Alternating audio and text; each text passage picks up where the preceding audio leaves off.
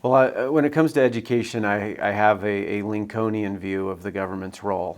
Lincoln believed that in order for humans, in order for us to pursue happiness, which he and I believe is our most fundamental, deepest purpose, every American should have access to an excellent education.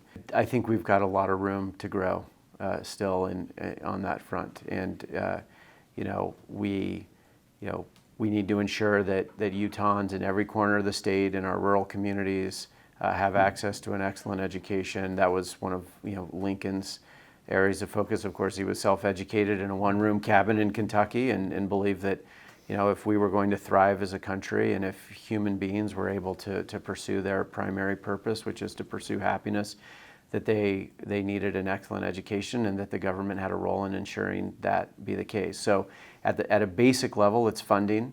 That is the most important basic level. I do think states and communities and parents should have a role to play with teachers in shaping education so that it works for local communities, for our state here in Utah.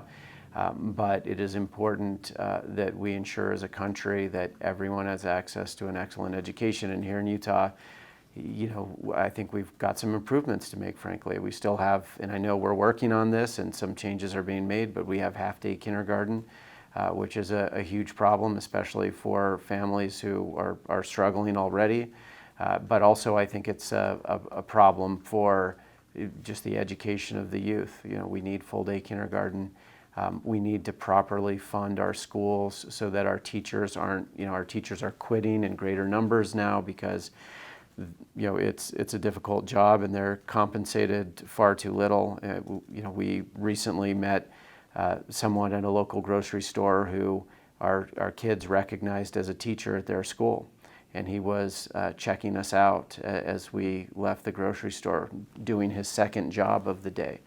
And that just can't be the case. I think we don't do enough to properly fund education in general in our country, and I think there are improvements that we can make and the federal government has a role to play.